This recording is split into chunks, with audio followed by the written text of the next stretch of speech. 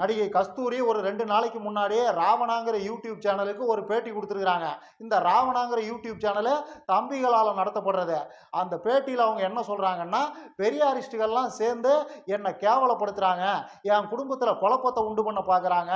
ஜோஸ்வா எடிசன்கிற ஒரு முன்னாள் நாம் தமிழர் தம்பி போட்ட ஒரு ஃபேஸ்புக் போஸ்ட்டை ஆதாரமாக வச்சுக்கிட்டு சீமானையும் என்னையும் இணைச்சு கேவலமாக பேசுகிறாங்க. இதுதான் பெரியாரிசமா? பெரியார் இவங்களுக்கெல்லாம் சொல்லி கொடுத்துட்டு போனது இதைத்தானா? பெரியாரோட பெண்ணியம்ங்கிறது இதுதானா? அப்படி இப்படின்னு மேடம் அலப்பறையை கூட்டியிருந்தாங்க.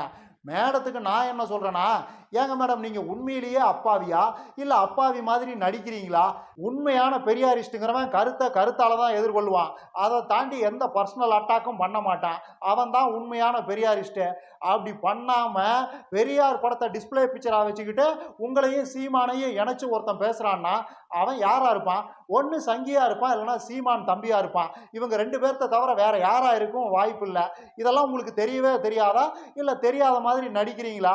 பெரியார் ஃபோட்டோவை டிஸ்பிளே பிக்சராக வச்சுக்கிட்டு பெரியாரோட இமேஜை எவ்வளவு டேமேஜ் பண்ண முடியுமோ அவ்வளவு டேமேஜ் பண்ணுறதுக்கு என்ன லெவலில் வேலை நடக்குது, அந்த நெட்வொர்க் எவ்வளோ பர்ஃபெக்டாக வேலை செய்யுது, எவ்வளவு பெரிய நெட்வொர்க்கு நெருப்பு மாதிரி வேலை செய்யுதுன்னெல்லாம் உங்களுக்கு உண்மையிலேயே தெரியாதா? இல்லை தெரியாத மாதிரி நடிக்கிறீங்களா? எந்த பெண்கள்லாம் பெரிய அளவுக்கு முன்னேறணும்னு எந்த பெரியார் ஆசைப்பட்டாரோ, எந்த பெண்கள்லாம் சந்திர மண்டலத்தில் போய் குடியிருக்கணும்னு எந்த பெரியார் ஆசைப்பட்டாரோ, எந்த பெண்கள்லாம் உலகத்தையே ஜெயிக்கிற அளவுக்கு அறிவு பெறணும்னு எந்த பெரியார் ஆசைப்பட்டாரோ, அந்த பெரியாரோட இமேஜை டேமேஜ் பண்ணுறதுக்காக அதே பெண்களை விட்டு பேச விடுற நாடகம் எவ்வளவு சிறப்பாக நடந்துக்கிட்டு இருக்குதுன்னு நீங்களும் பார்த்துக்கிட்டு தானே இருக்கிறீங்க. இந்த பக்கம் நீங்களே ஒரு 4 சல்லி பயல்களை விட்டு பேச விடுறது, அப்புறம் அந்த பக்கமாக நீங்களே வந்து பெரியாரிஸ்டுகள்லாம் சேர்ந்து என்ன அவமானப்படுத்திட்டாங்க, கேவலப்படுத்திட்டாங்கன்னு நீங்களே ஒப்பாரி வைக்கிறது. என்ன மேடம் எங்களையெல்லாம் என்ன நினச்சி பேசிக்கிட்டு இருக்கீங்க? கூமுட்டைகள்னா இதையெல்லாம் புரிஞ்சுக்க முடியாத அளவுக்காக நாங்கள் கூமுட்டைகளாக இருக்கிறோம்? நாங்களாம் என்ன நாம் தமிழர் தற்குறி தம்பிகளா? என்ன மேடம் நீங்கள்? அதே மாதிரி அந்த பேட்டியில் பெரியாரிஸ்டுகளை எல்லாம் திட்டுறதா நினச்சி அண்ணன் சீமானோட சோத்துலேயே மண்ணை போட பார்த்துருக்குது இந்த அம்மா.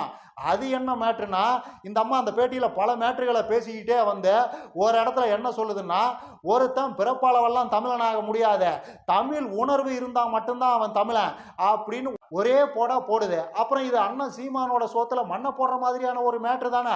ஏன்னா அண்ணன் அந்த பக்கம் தற்கூரி தம்பிகளுக்கெல்லாம் தமிழன் யாரு, தமிழன் அல்லாதவன் யாருன்னு ரொம்ப சிம்பிளாக ஒரு விளக்கத்தை சொல்லி குழப்ப ஓட்டிக்கிட்டு இருக்காப்புல, வயிறு வளர்த்துக்கிட்டு இருக்கிறாப்புல.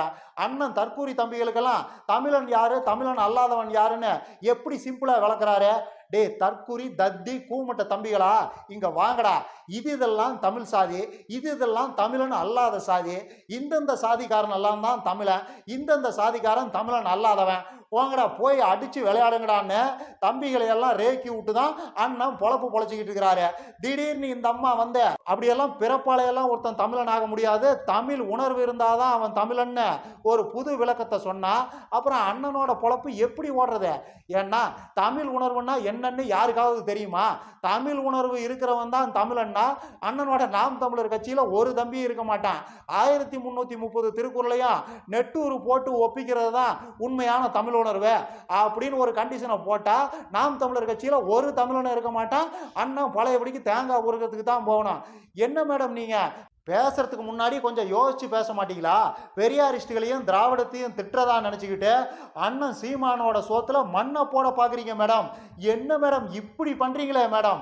இதில் அந்த பக்கம் தற்கூரி தம்பிகள்லாம் உங்களை ஒரு பெரிய அரசியல்வாதி, நீங்கள் பேசுகிறதெல்லாம் ஒரு கருத்து கூந்தல், நீங்கள் பேசுகிறதெல்லாம் ஒரு அரசியல் வெங்காயம்னு நம்பிக்கிட்டு ஃபயர்லாம் வேற விட்டுக்கிட்டு இருக்கிறானுங்க.